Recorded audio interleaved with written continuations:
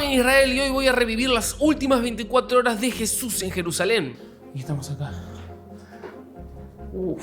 Todo mientras te muestro cómo es un día normal en una ciudad en conflicto. Nah, gente, esto es un caos total. Pero vayamos a nuestra primera estación, el cuarto de la última cena. Existen dos sitios que afirman ser el lugar donde esta comida sucedió. El primero está ubicado cerca de la tumba del rey David y es un lugar muy pintoresco ubicado en la segunda planta de lo que parece ser una iglesia. Y es que recordemos la escritura, en cuanto entren a Jerusalén los saldrá al encuentro un hombre que lleva un cántaro de agua. Síganlo. Él los llevará a un cuarto grande en el piso de arriba que ya está listo. Ahí deben preparar nuestra cena. Aunque similar al que describe la Biblia, este lugar no es el mejor candidato para ser el sitio donde la última cena sucedió.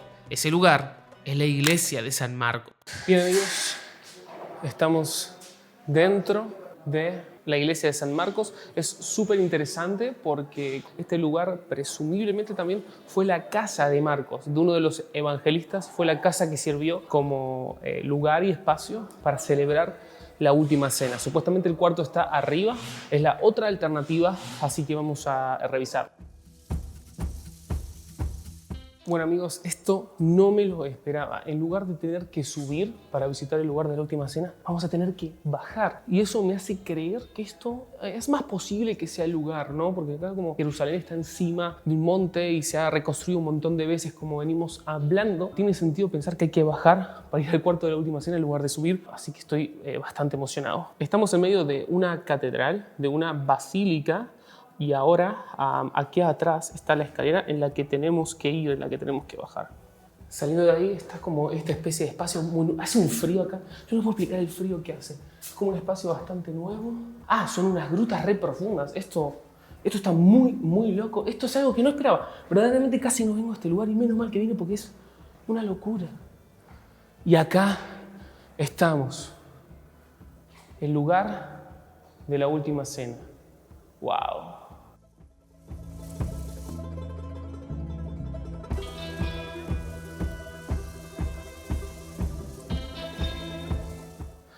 Nada, la verdad que estoy muy emocionado. Esto realmente se siente que podría haber sido el lugar de la última cena. O sea, verdaderamente lo sentís. Es muy diferente al cenáculo, ¿no? Ahí había como inscripciones árabes, creo que había gente adorando a Alá, no lo sé, no estoy seguro.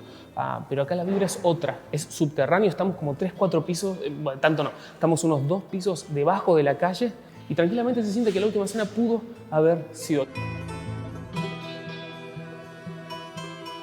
Bueno, amigos, vaya que hemos tenido una aventura extraordinaria. Honestamente no esperaba nada de este lugar, si les soy sincero. El cenáculo tradicional es el otro, pero este tiene un montón de elementos que te hacen creer que pudo haber sido el espacio, que pudo haber sido el lugar en el que verdaderamente Jesús tuvo la última cena, por todas las razones, casi me caigo, por todas las razones que venimos enumerando. Nos toca ahora seguir los pasos de Jesús en tiempo real. Nos vamos a ir caminando desde acá, la casa de María, la madre de Marcos, uno de los evangelistas, donde supuestamente fue la última cena, a Getsemaní, igual que hizo Jesús aquella noche de Jueves Santo. Vamos a ver cuánto tiempo nos demora. Lucas 22, verso 39 dice: luego, acompañado por sus discípulos, Jesús salió del cuarto en el piso de arriba y como de costumbre fue al monte de los olivos. Allí les dijo: oren para que no cedan a la tentación. Siempre que leía este versículo me preguntaba cuánto habrá tardado en ir al monte de los olivos, qué habrá pensado y charlado mientras recorría las calles de Jerusalén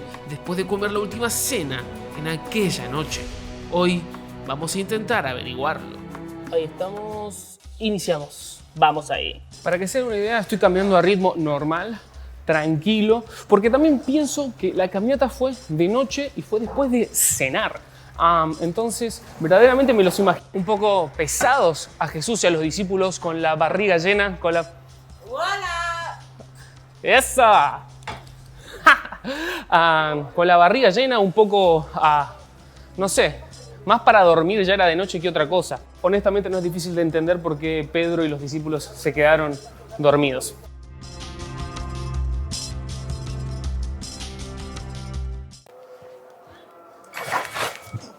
Uf. Casi me muero. Bueno, continuamos nuestra travesía hacia Getsemaní. nos alejamos un poco de la zona más populosa, nos estamos adentrando ahora en la parte musulmana de la ciudad de Jerusalén. Además está decir que esta parte, bueno, no existía cuando Jesús y los discípulos caminaban, pero escuchen esto, ¿escuchen ese ruido? Eso es porque estamos pasando muy cerca de la mezquita de la Roca, el tercer lugar más sagrado para todo el mundo árabe, que es donde se cree que Mahoma ascendió a los cielos. Y es que sí, en el pasado Jerusalén fue conquistada y gobernada por diferentes imperios y grupos étnicos, lo que llevó a la formación de distintos barrios con identidades religiosas y culturales específicas. Actualmente son 4 las zonas de la ciudad vieja. El cuarto judío, el más grande, se encuentra en la parte sur y contiene lugares sagrados importantes como el Muro de los Lamentos. Tenemos luego el barrio cristiano situado en la parte noroeste, que alberga lugares emblemáticos como la iglesia del Santo Sepulcro, una de las 2 posibles ubicaciones de la tumba de Jesús, pero hablaremos de eso en el próximo video. Está también el barrio armenio, el más pequeño hogar de la comunidad armenia de Jerusalén, y por último, pero no menos importante, el barrio musulmán, ubicado al norte y al oriente de la ciudad. Ahí está el monte del templo, donde se encuentran importantes y sagradas mezquitas, y es justo por allí, en medio, que tenemos que pasar para llegar al Monte de los Olivos. Bueno, gente, pasaron cosas. Estábamos acercándonos al lugar, cerca de mitad de camino, y me paró la policía porque hoy es un día festivo. Recuerden que es Ramadán, están ayunando. Entonces estaba prohibido, si no eras musulmán, poder ingresar en un lugar reservado para musulmanes. Eso no lo esperaba, así que tuve que pausar el reloj y ahora voy a retomar el camino para dar una vuelta un poco más grande, pero es una muestra más de lo que sucede acá en Jerusalén, una ciudad llena de tensión y llena de divisiones.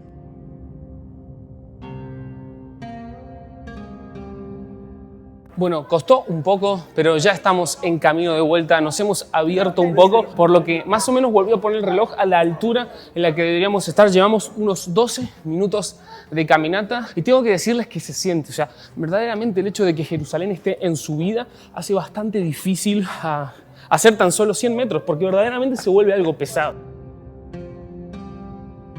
Acabamos de salir de la ciudad vieja de Jerusalén, eso que ven allá atrás es la puerta por la que acabo de salir, y ahora continuamos dirigiéndonos al Getsemaní. Estamos bastante cerca por lo que puedo ver. Es verdaderamente un choque cultural muy fuerte estar acá. Tomás dimensión.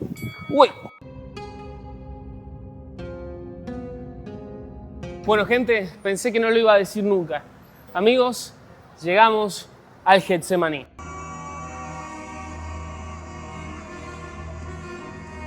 El reloj marca exactamente 24 minutos con 30. A ver si lo puedo parar. Ahí está. Un poco lo que les decía. Yo creo que a los discípulos les habrá tomado más o menos ese tiempo, pero tengan en cuenta que hoy es uno de los días más populosos que hay en Jerusalén. Está el Ramadán, el Pesaj, la Pascua. Es como que son muchas festividades juntas, vienen peregrinos de varias partes del mundo y eso hace que quizás sea más dificultoso llegar de lo normal. Probablemente creo que si no hubiésemos tenido el desvío ni tanta gente, hubiésemos demorado algo así como 20 minutos, pero creo que el tiempo está bien. Cuando llegó a Getsemaní le dijo a sus discípulos: orad para que no entréis en tentación. Él se apartó de ellos a distancia como de un tiro de piedra y puesto de rodillas oró diciendo: Padre, si quieres, pasa de mí esta copa, pero no se haga mi voluntad, sino la tuya. Estando en agonía, oraba más intensamente y era su sudor como grandes gotas de sangre. No hay palabras para describirles las emociones que corrían por mi cuerpo estando en el Monte de los Olivos. Según investigaciones, estos árboles pueden vivir cientos si no miles de años, y es posible que uno de ellos haya sido testigo de la última noche de Jesús. Dentro del predio hay una iglesia que preserva una roca donde el Mesías se recostó. Las palabras sobran, solo queda observar y recordar.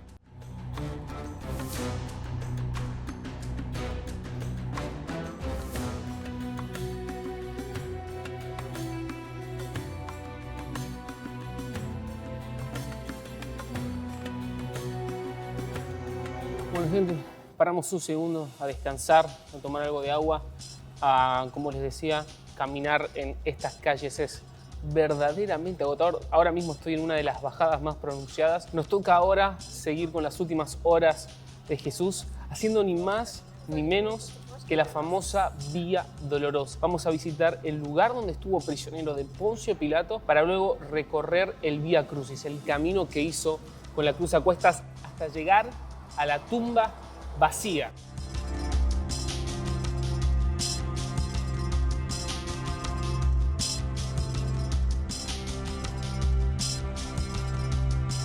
Bueno, esto también tiene Jerusalén. Escuchen ahora. Silencio total. O sea, caminé un par de cuadras, un par de calles y no hay nadie. No hay un alma. No sé qué onda. Me cuesta entender la lógica de esta ciudad. Me está volando la cabeza. Pero acá estamos. Nos acercamos ahora al lugar donde fue traído Jesús después de ser injustamente arrestado. Yo no encuentro que este sea culpable de nada, declaró. Pero como ustedes tienen la costumbre de que les suelte a un preso durante la Pascua, ¿quieren que les suelte al rey de los judíos? No, no sueltes a ese, suelta a Barrabás. Entonces le soltó a Barrabás y habiendo azotado a Jesús, lo entregó para ser crucificado. Este es el lugar donde inicia la Vía Dolorosa, el camino de Jesús en la cruz, que inicia acá, en el santuario de la flagelación, donde Jesús fue azotado y continúa hasta el Santo Sepulcro, una de las dos alternativas en las que se dice que Jesús fue enterrado. Observen el detalle del arco de la puerta, lleno de espinas, las espinas que los soldados romanos le colocaron a Jesús.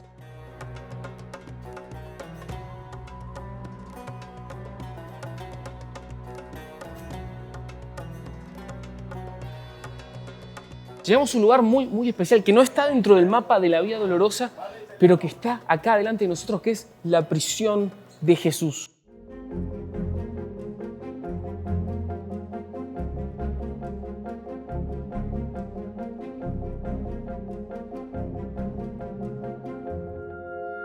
Para la derecha está la prisión de Jesús y hacia abajo la prisión de Barrabás y los dos ladrones. Vamos primero hacia abajo. La verdad que el espacio es súper chiquito. Wow. Es como... Ahí hay, no sé si es una especie de altar, no sé qué es. Estoy bastante nervioso encima. Ah, sigue para abajo esto. Sigue para abajo.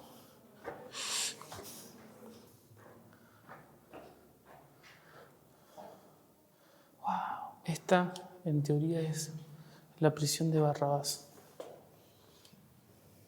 La gente deja plata, no sé por qué. Estoy en el mismo lugar donde Barrabás estuvo esperando que la multitud decida si él o Jesús eran liberados. O sea, no tiene sentido. Nos dirigimos ahora a la prisión de Jesús. Fíjense, ahí está la entrada y es por acá. Bueno, acá hay como unas advertencias. Ok, estamos muy bajo de la tierra. Quiero que sepan que hace bastante frío. Y estamos acá. Uf.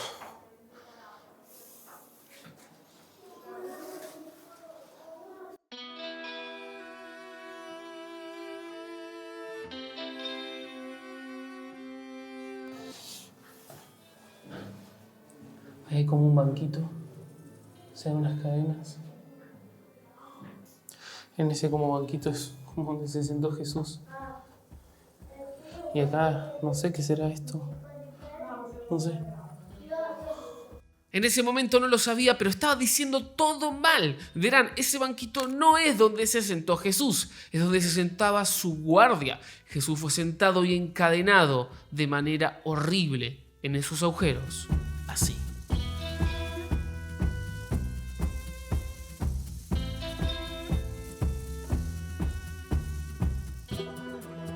Bueno, gente, no pude hablar mucho.